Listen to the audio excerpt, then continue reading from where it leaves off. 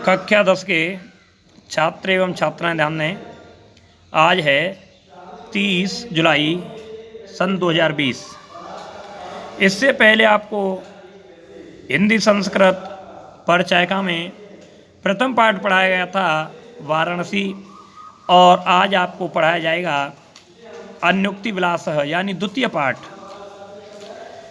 नितराम नीचो स्मित त्वं खेदम कूप कदापि मा कृतः अत्यंत सरस हृदयो यत परेशाम गुणग्रहीता से नीरचीर विवेके हंसालस्यम त्वमेव तनुषे चेत विश्वस्य धनान्यः कुलव्रतं पालयस्यति कः कोकिलयापे दिवसान तावद विरसान करील विटपेश यावन्मदलमालः कोऽपि रसालः समुल्लसति रे रे चातक सावधान मनसा मित्रं क्षणं श्रुताम् अम्मोदा बहवो वसन्ति गगने सर्वे अपि नेतादृशा केचिद् वृष्टिभिराद्रयन्ति वसुधां गर्जन्ति केचित् वृथा यं यं पश्यसे तस्य तस्य पुरतो मा ब्रूहि दीनं वच न वे ताडनात् तापनात् वग्निमध्ये न वे विक्रयात् क्लेशमानो अहमस्मि सुवर्णस्य मे मुख्य दुःखं तदेकं यतो मां जना गुञ्जया तोलयन्ते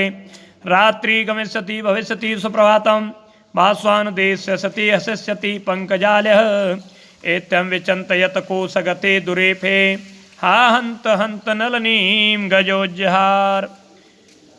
पहले श्लोक के अर्थ को देखेंगे। नितराम नीचो इसमें त्वं खेदम कूप कदापि मा कृथा, इसमें कुएं से कहा गया है, ये कुएं के पक्ष में है कि हे कुएं तुम कभी भी इस प्रकार का खेद माने दुख मत करो कि मैं अत्यंत नीचा हूं।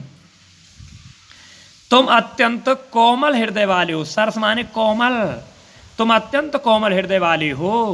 यत माने जो के, परेशान माने दूसरों के, गुणग्रहीता से, गुण माने रस्सी, रस्सी के समान गुणों को ग्रहण करते हो।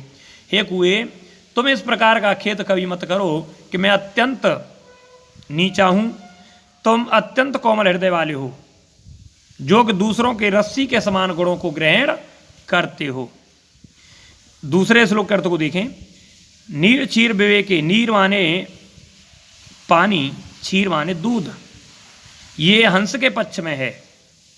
हंस से कहा है कि हे हंस यदि दूध और पानी को अलग अलग करने में तुम ही आलस्य करोगे, हे हंस यदि दूध और पानी को अलग अलग करने में तुम ही आलस्य करोगे तो इस संसार में अपने परिवार के व्रत का कौन पालन करेगा।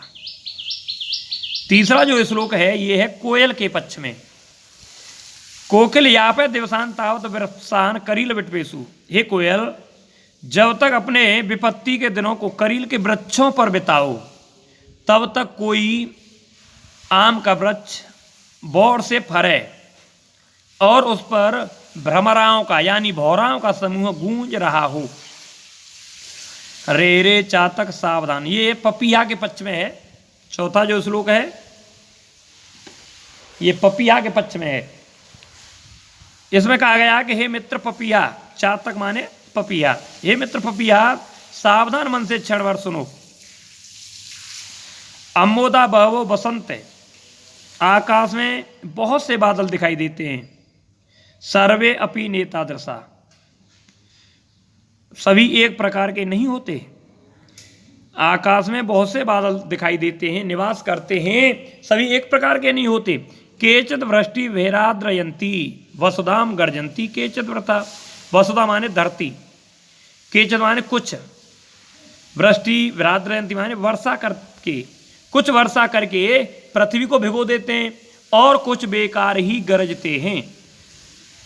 यम यम पश्यसि तस्य तस्य पुरतो माम ब्रूहि दीनम वचः, तुम जिस जिसको देखते हो, तुम जिस जिसको देखते हो उस उसके सामने दीन वचन मत बोलो या दीन वचन मत कहो।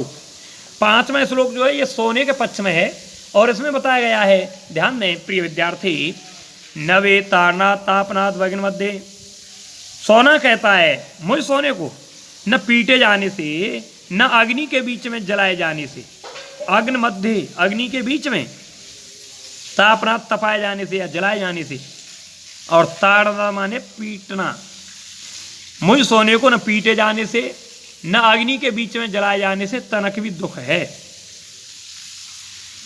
न वे विक्रया, और न मुझ सोने को तनक भी बेके जाने से दुख है।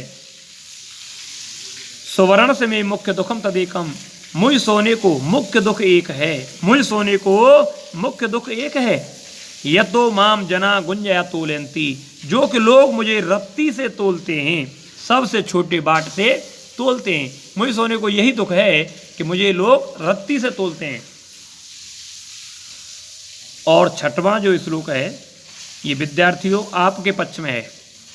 ये श्लोक में बताया गया है कि समय जो निकल जाता है वापस नहीं आता है, इसलिए समय को पहचान करके हमें कार्य करना चाहिए।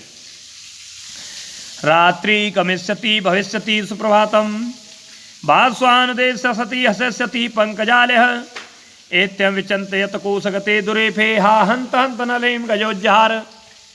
एक भ्रमरा कमल कोश के अंदर बंद रह जाता है और वह विचार करता है कि रात्रि बीतेगी, सुंदर प्रातःकाल होगा, रात्रि बीतेगी, सुंदर प्रातःकाल होगा।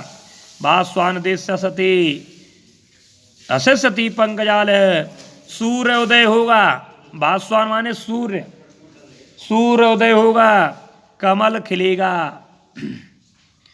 मैं इससे निकल करके भाग जाऊंगा। वो इस प्रकार का कमल कोश के अंदर विचार कर ही रहा था।